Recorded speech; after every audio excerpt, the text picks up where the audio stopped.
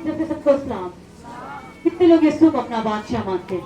आइए उस बादशाहों के बादशाह के जलाल के बादशाह के लिए जो मेरा और आपका बादशाह जोरदार तालियां बजाइएगा। Hallelujah, hallelujah. आइए दोनों हाथों को उठाकर हालेलुया, हालेलुया। फिर हम खुदा का पाक रूह यहाँ पर मौजूद है, जोरदार तालियां बजाइएगा उसके पाक रूह के लिए। ये मैं चाहती हूँ कलाम सुनने से पहले तो दोनों हाथों को उठाइएगा। कहिएगा खुदा यीशु, मैंने तेरी प्रतिष्ठ की है, दुआएं की हैं, अब तुम मुझसे बोल। मैं तेरा कलाम सुनने के लिए अपने आप को प्यार करता हूँ, प्यार करती हूँ। तुम मुझसे बोल। आज का कलाम मेरे लिए, मेरे खानदान के लिए बरकत का, तरक्की का, नजात का बाइस बने। Hallelujah, hallelujah. आइए एक बार फिर खुदा के पाक रूह के लिए जोरदार तालियां बजाइएगा। Praise Jesus. आइए जिनके पास भी खुदा का जिंदा कलाम है मेरे साथ निकालिएगा।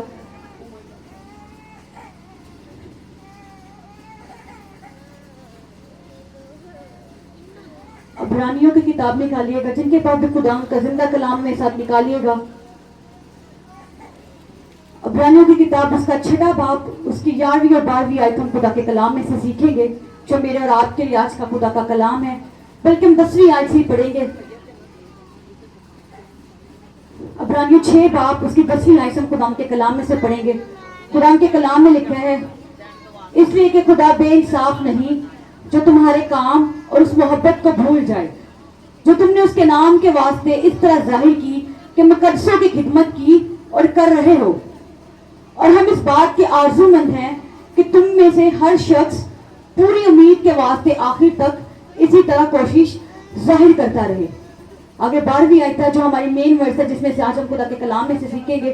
खुदा मुझे और आपको कहता है, ताकि तुम सुस्त न हो जाओ बल्कि उनकी मानित बनो जो ईमान और तहम्मुल के बाइस वादों के वारिस होते हैं। खुदा इस कलाम के वसीला से आप सबको बरकत दे। सब कहिएगा आमीन। मेरी जो अभी जो मैंने आपके साथ तिलावत की, जो खुदा के कलाम में से सीखा, वो हमने आखिरी आयत में ये पढ़ा कि तुम सुस्त ना हो जाओ बल्कि उनकी मानित बनो जो ईमान और तहम्मुल के वारिस वादों के क्या बने हैं, वारिस बने हैं। मेरी जो आज जो खुदावत ने मुझे कलाम दिया, जो मैं आपके साथ शेयर करूंगी, वो ये है कि हमने किस तरह वादों के वारिस बनना है।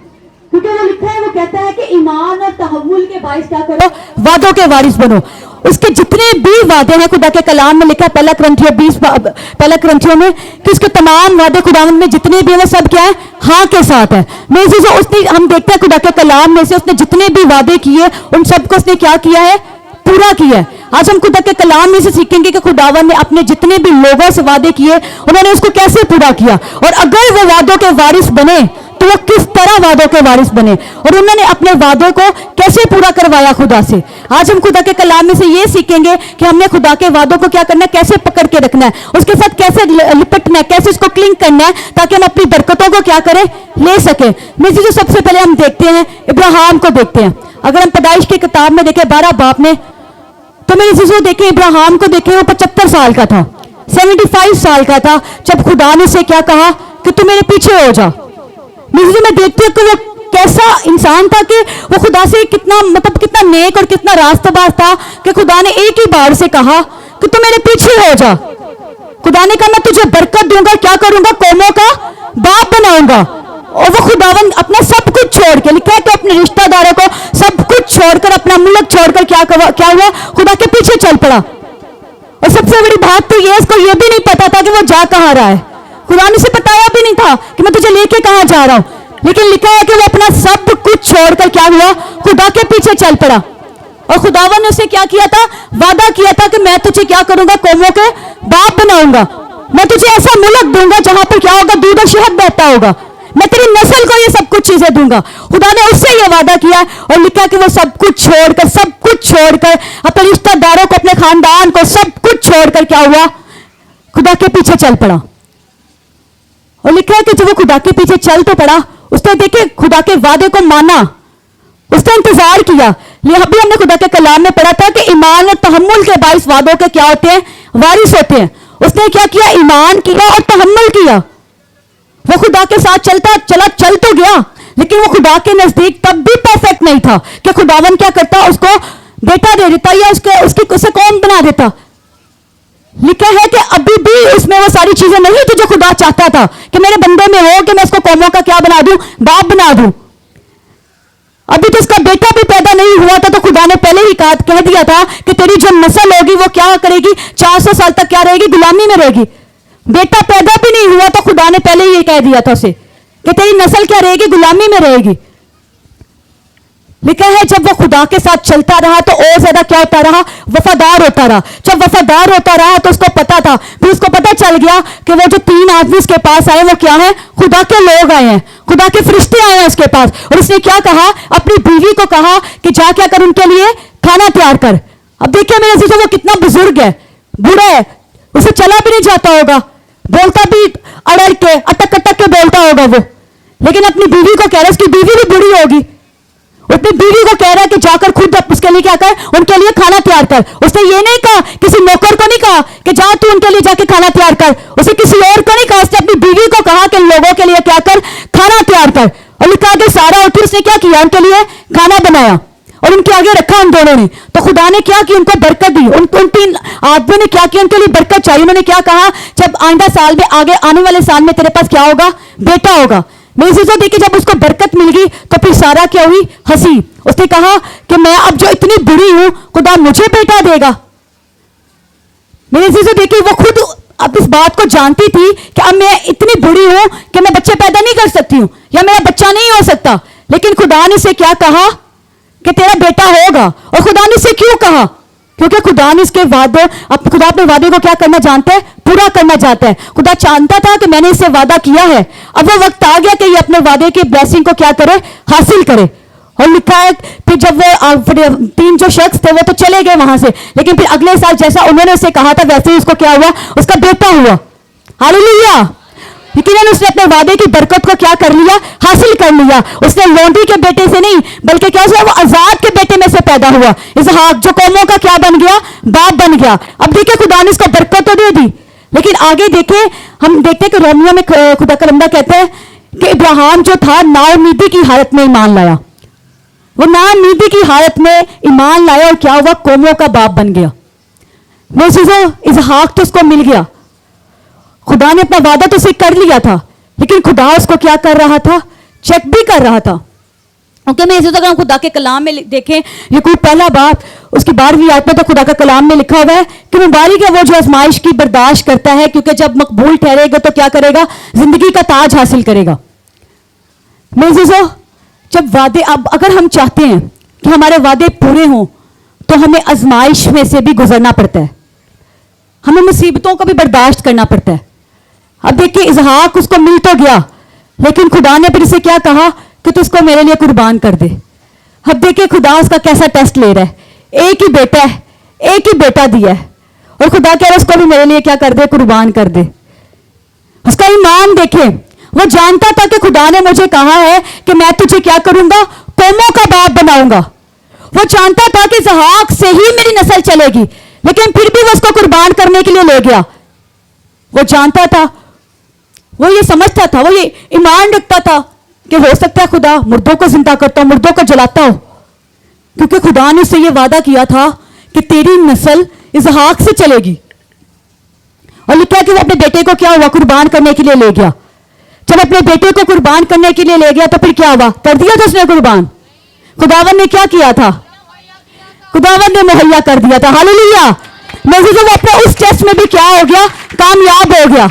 और खुदावन ने क्या किया, खुदावन ने अपने वादे को क्या कर दिया, पूरा कर दिया। और खुदावन ने क्या किया, लिखा है कि फिर आगे उसको बरकत दी, इसहाक को भी बरकत दी, याकूब को भी बरकत दी। आगे याकूब को देखे, उसके 12 बेटे हुए, जिससे क्या निकले, 12 कबीले निकले और उसे एक बड़ी कौम बन गई। Hallelujah, hallelujah. क्या हुआ, फिर बड़ी कौम बन गई।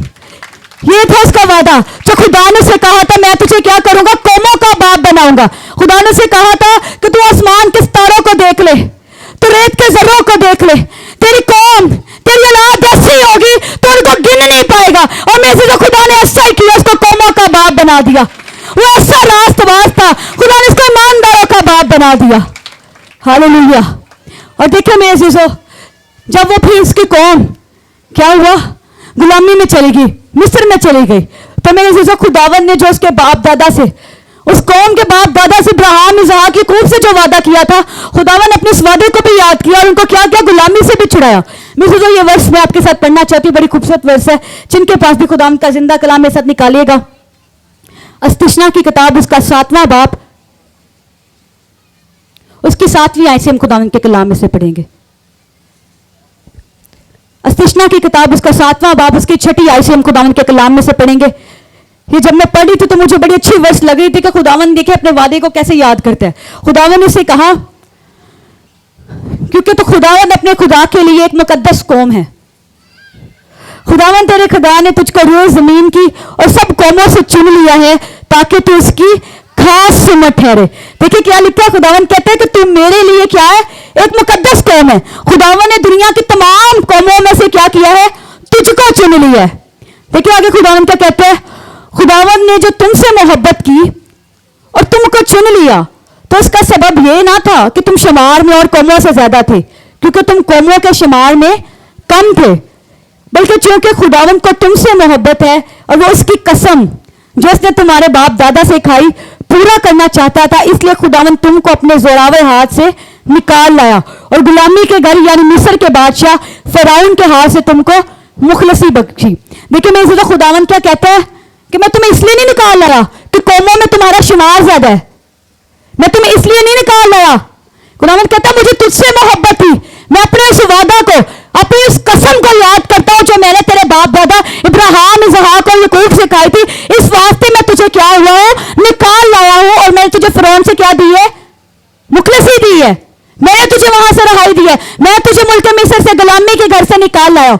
मेरे से वो बात जो खुदावन ने इब्राहिम से कहा था, जब इसहाक पैदा भी नहीं हुआ था, तो खुदावन ने उसे क्या कहा था कि तू 400 साल तक क्या रहेगा, गुलामी के घर में रहेगा, तेरी नस्ल 400 साल तक मिस्र में रहेगी, गुलामी करेगी वहां पर। लेकिन खुदावन ने तब भी कहा था कि मैं उनको क्या करूंगा, वहां से फिर भी निकाल लाऊंगा। और खुदावन ने वहां पर मूसा को उठा खड़ा किया, उनके लिए एक अच्छा लीडर, एक रहनुमा वहां पर उठा लिया और उनको क्या कहा, मुल्क मिस्र से निकाल लाया। किनकी वजह से निकाल लाया, इब्राहिम की वजह से, क्योंकि वो तो कौम ही ऐसी थी जो बार बार गुनाह करती। खुदा ने उनके लिए इतने मौजे किए, खुदा ने तो उनके लिए समंदर को भी 2 हिस्से कर दिया, खुदावन ने और उनके लिए इतने मौजे किए, बियाबान में उनको खाने को मन दिया, बटेरे दिए, सब चीजें दी, लेकिन फिर भी वो क्या करते रहे, हमेशा खुदा की क्या करते रहे, नाफरमानी करते रहे। खुदा तो उनसे इतनी दफा इतना गजबनाक भी हुआ था कि खुदा उनको हलाक कर डालना चाहता था। खुदावन ने इतनी बार कहा था कि मैं इस कौम को मार डालूंगा, मैं इसको हलाक कर डालूंगा। जब उन्होंने सोने का बछड़ा भी डाला तब उन्होंने ये कहा कि मैं क्या करूंगा, इसको हलाक कर डालूंगा। लेकिन खुदा का बंदा मूसा क्या होता, खुदा के आगे खड़ा हो जाता, वो उनके लिए दुआ करता, उनके लिए शिफायत करता कि खुदावन तो अपनी कौम को ना मार, क्योंकि ये तेरी लोग है, तेरी नस्ल है, तूने इनको चुना है, तू इनको मुल्क मिस्र से निकाल के लाया, तूने इनके बाप दादा से ये वादा किया, तूने इब्राहिम से, इसहाक से, याकूब से ये वादा किया था कि मैं तेरी कौम को क्या करूंगा, एक ऐसा मुल्क दूंगा जहां पर क्या होगा, दूध और शहद बहता होगा। हमें इसी से देखिए खुदावन फिर क्या हुआ, 400 साल तक गुलामी में रहने के बाद खुदावन क्या किया, खुदावन ने उनको वहां से निकाला और उनको क्या हुआ, मुल्क कनान में ले गया। हालेलुया। में से तो क्या था कि इब्राहिम ने भी क्या किया, खुदा की सबर किया, खुदा ईमान के साथ लिखा, ईमान और तहम्मुल के बाइस वो क्या करता रहा, सबर करता रहा, वो खुदा के वादे के साथ लिपटा रहा। वो जानता था खुदा ने मुझसे वादा किया है तो अपने इस वादे को पूरा करेगा। इसी तरह जब बनी इस्राएल भी मिस्र में थे तो वो भी ये जानते थे कि हमारे बाप दादा से वादा किया गया है कि वो हमें ऐसे मुल्क में पहुंचाएगा, और वो भी खुदा से दुआ भी करते थे। इसीलिए तो उनको मूसा जैसा लीडर मिल गया जिन्होंने क्या किया, उनको उस गुलामी से रहाई दी, आजादी दी और उनको क्या किया, मुल्क मिस्र से निकाल कर ले गया। इसी तरह मेरे अजीजों, हम बड़ा अच्छा रेफरेंस एक और हम नबी के बारे में आज खुदा के कलाम में से सीखेंगे, दाऊद के बारे में सीखेंगे। उससे भी देखें कि ईमान के वसीला से उसने क्या किया, अपनी बरकत को ले लिया। वो भी क्या करता रहा, सबर करता रहा, तहम्मुल करता रहा, और वो भी अपने वादे को उसने भी क्या कर लिया, ले लिया, पूरा करवा लिया उसने खुदा से। हम खुदा के कलाम में देखें, सैमुएल की किताब में 16वें बाब में चले देख लेते हैं, तो वहां पर देखिए सबसे पहले सबको पता है साउल जो इस्राएल का पहला बादशाह था, उसने क्या किया था, खुदा की नाफरमानी की थी। तो खुदावन ने क्या कहा था, तेरी बादशाही तुझसे क्या कर ली जाएगी, ले ली जाएगी, तेरे हमसाए को दे दी जाएगी। लेकिन है कि जब खुदा का रूह से जुदा हो गया, खुदा ने उसको रद्द कर दिया, रिजेक्ट कर दिया उसको, तो खुदा का बंदा सैमुअल वो क्या करता था, उसके लिए रोता था। लिखा है कि वो ये गम करता था कि खुदावंद का रूह जो हो गया वो साउल से जुदा हो गया, अब हमारे लिए बादशाह कौन होगा। तो लिखा है कि खुदावंद ने उससे कलाम किया। खुदावंद ने उससे कहा कि तू साउल के लिए मत रो, तू बैतलहम में जा, यस्सी के घराने में जा, वहां पर उसके एक बेटे को चुन ले जो बादशाह होने के लिए, तो उसको क्या कर, मखसूस कर, क्योंकि मैंने उसके बेटों में से एक को चुन लिया, वो क्या होगा, मेरा बादशाह कहलाएगा, वो बादशाह बनेगा। लिखा है कि सैमुएल उठ पड़ा और वह चल गया यस्सी के घर के पास। वो यस्सी के घर में गया तो वहां जाकर उसने से कहा अपने तमाम बेटों को बुला ले। लिखा है कि उसके सारे बेटे वहां पर आ गए। उसने सबसे बड़े बेटे को देखा, अलियाब को देखा। फिर उसने कहा हो सकता है खुदा ने से चुना हो, क्योंकि वो बड़ा खूबसूरत जोरावर था, वो फौज में भी था। उसने कहा हो सकता खुदावन अलियाब को चुना, लेकिन खुदावन ने कहा ये नहीं है। खुदा ने इसको क्या कर दिया, रिजेक्ट कर दिया। फिर खुदा दूसरे के पास गया, फिर खुदा अबीनदाब के पास गया। फिर सैमुएल ने कहा हो सकता है खुदा ने अबीनदाब को चुना हो सकता है ये हो, लेकिन खुदा ने उसको भी क्या कर दिया, रिजेक्ट कर दिया। फिर तीसरे को चुना, समा को। खुदा ने कहा ये भी नहीं है। सैमुएल भी कहता होगा खुदा ने कहा इसके बेटों में से एक को चुनूंगा, एक बादशाह होगा। पहले तीन को तो रिजेक्ट कर दिया। लिखा है फिर बारी बारी सारे बेटे आते गए, किसी को भी नहीं चुना। फिर सैमुएल कहता है यस्सी को, क्या तेरे सारे बेटे बस यही हैं? अब देखिए ना, खुदा ने से कहा कि तेरा एक बेटा बादशाह होगा। अब उसके जितने भी बेटे वहां पर मौजूद थे उस टाइम दस्तरख्वान पर, जितने भी बच्चे मौजूद थे, उन सबको खुदा ने रिजेक्ट कर दिया। तो फिर यस्सी से पूछता है कि कोई और बेटा नहीं है तेरा? तो फिर यस्सी क्या कहता है एक है। क्या नाम था उसका? ऊंची बोलिए, क्या नाम था?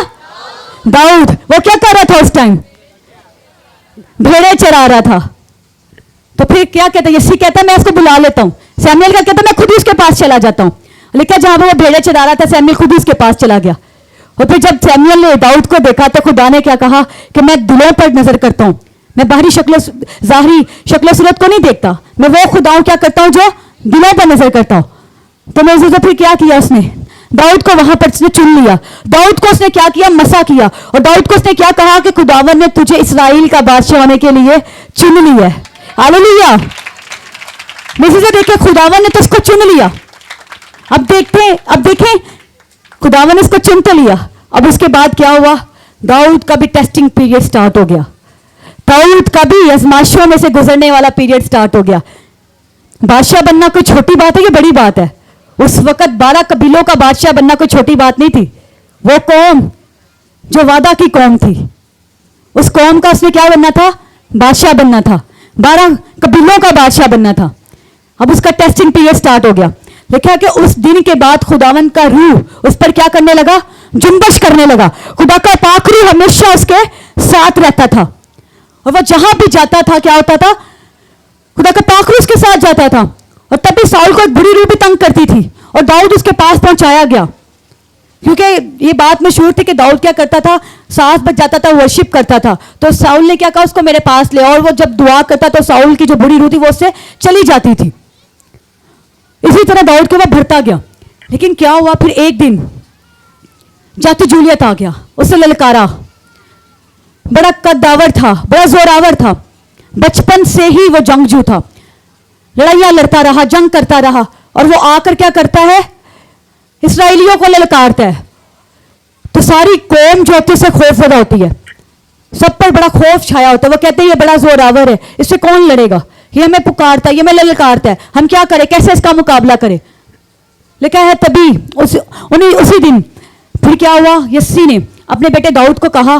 दाऊद के जो बड़े 3 भाई थे, अलियाब, अबीनदाब और समा, ये तीनों उस फौज में हुआ करते थे, साउल के पीछे जंग लड़ा करते थे। तो उस दिन यस्सी ने अपने बेटे को कहा, दाऊद को कहा, तू जा अपने भाइयों के लिए क्या कर, खाना ले जा। लिखा है उसने रोटियां ली और अपने भाइयों के लिए क्या है, वो जंग के मैदान में खाना लेकर चला गया। जब वो जा रहा था, अभी गया मैदान में, तो उसने देखा कुछ लोग खड़े हुए हैं, एक गिरोह खड़ा हुआ है, वो आपस में बातें कर रहे हैं। वो ये देख रहे थे, वो भी खड़ा हो गया, उनकी बातें सुनने लग गया। वो लोग क्या बातें कर रहे थे कि तूने सुने खुदा बादशाह ने क्या कहा है, साउल ने कहा है कि जो इस शख्स को मारेगा उससे ये सलूक किया जाएगा। उसको बड़ी दौलत दी जाएगी, उसको बड़ी इज्जत दी जाएगी। और बादशाह ने तो यहां तक भी कह दिया है कि जो इस फलस्ती को मारेगा उसके साथ वो अपनी बेटी भी दे दे, उसको उसके साथ अपनी बेटी भी आ देगा, उसको अपनी बेटी भी दे देगा। दाऊद ने ये बातें सुनी तो लिखा है कि उसका बड़ा भाई एलियाब जिसके पास आ गया, वो तो जानता था कि खुदा ने दाऊद को चुन लिया बादशाह होने के लिए, एक घर में रहते थे ना, वो तो जानता था। हो सकता है वो उसे जेलस भी होता हो। उसने उसी वक्त उसको डांटा, उसने कहा तू यहाँ पे क्या कर रहा है, तू यहाँ खड़े होकर क्या बातें कर रहा है। उसे लिखा है कि वो कहता है कि मैं तेरे दिल की शरारत को जानता हूं, तू यहाँ पर बातें सुनने के लिए आया है, तू लड़ाई देखने के लिए आया है। तो दाऊद आगे से कहता है मैंने क्या कहा है, मैं तो बस बातें सुन रहा था। लिखा है फिर वो तो चला गया उसको डांट ढूंढ के, तो फिर दोबारा लोग बातें करते हो, फिर उनके पास चला गया। अब खुद जाके उनसे पूछते हैं दाऊद। लेकिन जब उसने बातें सुनी तो दाऊद का क्या हुआ, इंटरेस्ट पैदा हो गया। अब वो खुद उनसे जाके पूछ रहा है कि बताओ बादशाह ने क्या कहा है, जो उसको मारेगा वो उसके साथ कैसा सलूक करेगा। हो सकता है उसने सोचा हो दिल में कि भाई मैं तो बादशाह होने के लिए मखसूस किया जा चुका हूं, मसा किया जा चुका हूं। खुदा के बंदा ने, उस वक्त के नबी ने, बड़ा अजीम नबी था, बड़ा अजीम खादम था उस वक्त का, सैमुएल का, जिसने उसको मसा किया था। उसने कहा होगा हो सकता है कि अगर मैं इस फलस्ती को मार दूं तो बादशाह अपनी बेटी को मुझे दे देगा, मुझसे ब्याह करवा देगा, और ये मेरी बादशाहत की तरफ एक पहला स्टेप होगा। क्योंकि जारी बात है बादशाह से शादी हो जाए, मतलब उसकी बेटी से शादी हो जाएगी बादशाह की बेटी से, तो अगला बादशाह तो हो सकता है तो वो बन जाए। तो उसने ये सोचा होगा, उसने भी क्या किया, इंटरेस्ट लेना शुरू कर दिया उनकी बातों में। और फिर वो आगे से कहता है कौन है वो फलस्ती जो खुदा की फौजों की क्या करता है, फजीहत करता है। फजीहत मतलब क्या करता है, इंसल्ट करता है, उनकी बेइज्जती करता है। उसने कहा कौन है वो फलस्ती जो खुदा की फौजों की क्या करता है, इंसल्ट करता है। और फिर वो साउल के पास गया, उसको क्या कहता है कि तेरा बंदा दाऊद क्या करेगा, जाकर उसे लड़ेगा, उस फलस्ती का क्या करेगा, मुकाबला करेगा। साउल भी आगे से कहता है कि तू भी बच्चा है, तू भी लड़का है, तू जाकर नहीं लड़ सकता। वो फलस्ती जो है वो बड़ा जंगजू है, वो बड़ा जोरावर है, वो बचपन से ही लड़ाइयां लड़ता है, जंग करता है, तो उसका मुकाबला कैसे कर सकता है। तो दाऊद क्या कहता है कि मैं जाऊंगा, मैं लड़ूंगा, खुदावन मेरे साथ है। जब मैं मैदान में अपने भेड़े चराया करता था तो वहां पर कोई रीछ आ जाता या शेर आ जाता तो तेरा ये खादम क्या करता, उसको मारता और उसके मुंह से उस बच्चे को क्या करता, निकाल कर ले आता। तो साउल ने आगे से क्या कहा, जा खुदावन तेरे साथ है। लिखा है कि वो गया, जाते जूलियत ललकारता रहा, और उसने क्या किया, अपने फ्लाखन में से पत्थर लेकर मारा उसको, और जाते जूलियत को उसकी तलवार से क्या कर दिया, कत्ल कर दिया। मैं ये उसका पहला स्टेप था जो उसने जाते जूलियत को मार गिराया। उसके बाद लिखा है कि दाऊद को इज्जत मिलती गई, मिलती गई, मिलती गई, वो सरफराज होता गया, सरफराज होता गया, और इस्राएल में भी मशहूर हो गया कि साउल ने मारा हजारों को लेकिन दाऊद ने मारा लाखों को। तो खुदावन ने क्या किया, उसको अपने वादे का क्या बना दिया, वारिस बना दिया। खुदावन उसके टेस्टिंग पीरियड में उसके साथ रहता गया, उसको बढ़ाता गया, और खुदावन ने क्या किया, उसको इस्राएल का बादशाह बना दिया। हालेलुया। मैं सीधा वो एकदम बादशाह नहीं बन गया था, वो एकदम बादशाह नहीं बना था। उसने बड़ा इंतजार किया, बहुत इंतजार किया, हालां तक कि जब मशहूर हो गया लोग उसको साउल से कंपेयर करना शुरू हो गए, तो साउल ही इसकी जान का दुश्मन बन गया। साउल ही उसको मारना चाहता था, लेकिन वो फिर भी इस कदर हम्बल था, वो खुदा के खादम के खिलाफ नहीं बोलता था, वो साउल के खिलाफ नहीं बोलता था। वो ये बात भी जानता था कि खुदा ने साउल को भी मसा किया था, उसने उसके खिलाफ कभी कोई बात नहीं की, उसने उसके खिलाफ कभी अपने तलवार को नहीं उठाया, और फिर भी वो इस्राएल का क्या बन गया, बादशाह बन गया। मैं जो सेम वो जिंदा खुदा है। अभी मैंने आप खुदा के कलाम में से पढ़ा था, लिखा है कि खुदावन के तमाम वादे हाँ के साथ है। मैं वो जिंदा खुदा है, वो ला तब्दील खुदा है, वो आज कल बल्कि अब तक क्या है, यकसा खुदा है। अगर वो इब्राहिम को कौमों का बाप बना सकता है, अगर वो दाऊद को इस्राएल का बादशाह बना सकता है, तो वो मुझे और आपको भी इतना प्यार करता है। वो उसने मुझे और आपको अपने लहू से खरीदा है। वो मेरे और आपके साथ भी जितने वादे उसने किए वो उनको भी पूरा कर सकता है। आमीन। वो उन वादों को पूरा कर सकता है। हालेलुया। अगर हम यशवा की किताब में देखें, यशवा 23 बाब की 14वीं आयत में, तो खुदावन कहते, वो यशवा कहते हैं कि खुदावन का कोई भी ऐसा वादा नहीं जो उसने पूरा ना किया हो। खुदावन ने जितनी अच्छी बातें की हैं, जितने अच्छे वादे किए, उसने तमाम को क्या किया है, पूरा किया। वो कहते हैं कोई भी एक ऐसी बात नहीं है जो पूरी ना हुई हो।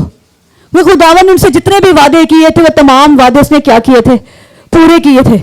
मिज़रा आज भी वही खुदा है। आज खुदावन ने हमसे भी ये वादे किए। वो कहता है मेहनत के दबे हुए लोगों मेरे पास आ जाओ, मैं तुझे आराम बख्शूंगा।